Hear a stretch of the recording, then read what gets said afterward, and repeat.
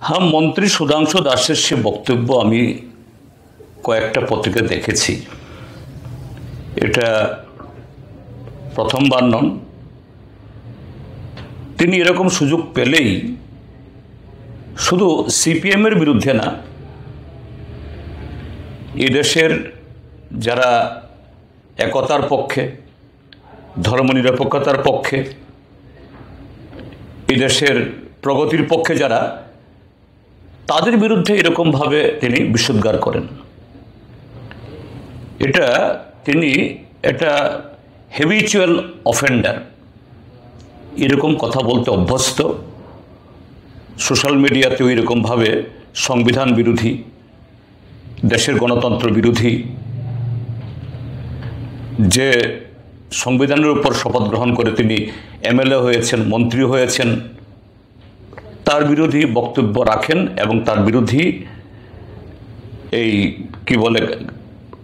নানা ঘটনা করান। একজন মন্ত্রী হিসাবে তার যেরকম সংযত থাকা উচিত, যেভাবে আচরণ করা উচিত, যে ব্যবহার করা উচিত, তিনি ভুলে যান। যাদেরকে বলা হয় হ্যাবিচুয়াল অফেন্ডার, অভ্যাসগতভাবে এরকম যে অপরাধমূলক, অন্যায় ধরনের কাজকর্ম ছাড়া এটা তার হামেশাই করেন। আর যেটা বলেছেন সিপিআইএম দেশদ্রোহী, এদেশের জনগণ জানে ভারতবর্ষের স্বাধীনতার সংগ্রামে কমিউনিস্টদের ভূমিকা কি। স্বাধীনতার পরও গত 7.5 দশকে কমিউনিস্টদের উজ্জ্বল ভূমিকা। কেরালা, যেখানে এখনো সরকার আছে, আমাদের পশ্চিমবাংলার ত্রিপুরাতে যেখানে সরকার ছিল, আমাদের দেশে সংবিধানের পথ বেয়ে এই দেশের আম জনতার জন্য যদি কেউ করে থাকে সেরকম একটা যুগান্তকারী কোনো উদাহরণ তৈরি করে থাকে,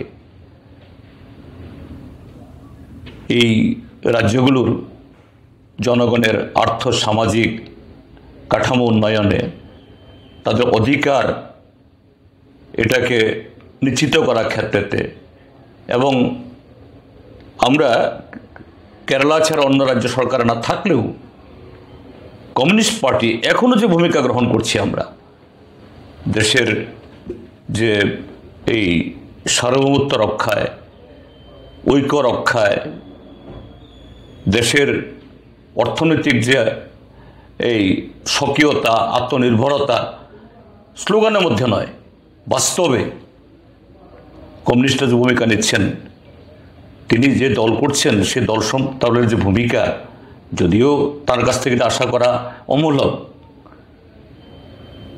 তার সে শিক্ষাও নেই। আর এই দল অর্থাৎ তার পূর্বসূরীরা, হিন্দু মহাসভা বা আরএসএস,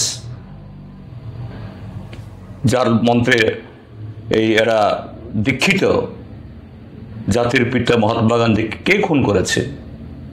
এই আরএসএসরাই তো।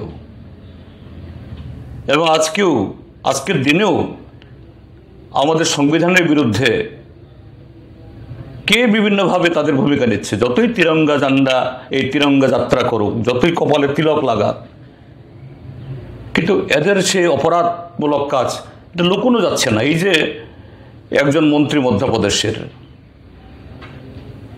আমাদের একজন মেয়ে, আমাদের একজন কন্যা,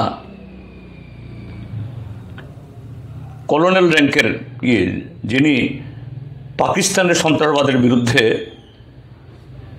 আমাদের সেনাবাহিনীর যে চাপ সৃষ্টি করার জন্য যে অপারেশন করেছে সাকসেসফুলি, তার অন্যতম একজন কারিগর,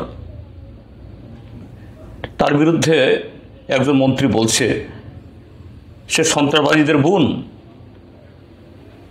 আজকে মধ্যপ্রদেশের হাইকোর্টকে সোমোটো স্বতঃপ্রণোদিতভাবে এই মন্ত্রীর বিরুদ্ধে পদক্ষেপ নিতে হচ্ছে। কোথায় ভারতীয় জনতা পার্টির সভাপতি নাড্ডা সাহেব একটা কথা বলছেন না? তাদের দলের সর্বোচ্চ নেতা মাননীয় প্রধানমন্ত্রী নরেন্দ্র মোদীজি তিনি তো একটা কথা বলছেন না, অন্তত লোক লজ্জায় হলেও তো একটা কথা বলা উচিত ছিল। এ কথা বললে পর নরেন্দ্র মোদীরই মুখোজ্জ্বল হতো। দেশের মানুষের যে এই আজকে ঐক্য সংহতি পাকিস্তানের বিরুদ্ধে, সন্ত্রাসবাদের বিরুদ্ধে যেরকমভাবে এই গোটা দেশের মানুষ দেখিয়েছে, এটা আরও মজবুত হতো। দুর্ভাগ্যের হলো না তো। কাজে সেই দলের একজন চুনোপুটি যদি বলে কারো সম্পর্কে, এটাকে গুরুত্ব দেওয়ার কোনো বিষয় নেই। আর সিপিআইএম, আমরা তো বলছি, যেমন এই যে পহেলগামের ঘটনার বেলায়ও আমরা বলছি আমরা দ্ব্যর্থহীনভাবে সরকারের পক্ষে আছি, প্রধানমন্ত্রীর পাশে আমরা আছি। আমরা পাকিস্তানের বিরুদ্ধে, তাদের সন্ত্রাসবাদী মদতের বিরুদ্ধে আমাদের দেশের সরকার সর্বতোভাবে সমস্ত ধরনের চাপ সৃষ্টি করুক, প্রয়োজনে বল প্রয়োগ করা, আমরা তার বিরোধী না। তার সাথে কূটনৈতিক হোক, অন্য যে কোনো ধরনের, কিন্তু এটা দ্বিপাক্ষিক হতে হবে। সেই প্রয়াস অব্যাহত রাখার জন্য আমরা বলছি। ভারতবর্ষের সেনাবাহিনীর প্রতি আমাদের অকুণ্ঠ সমর্থন আছে এবং ভারতবর্ষের সেনাবাহিনী, তার প্রতি আমাদের আস্থা 100 নয় 1000% আমাদের আস্থা আছে। কিন্তু এটা আমার যদি এখন না বলতে হতো আমি খুব খুশি হতাম। আমাদের সেনাবাহিনী তার নিজস্ব ক্ষমতায় যখন আজকে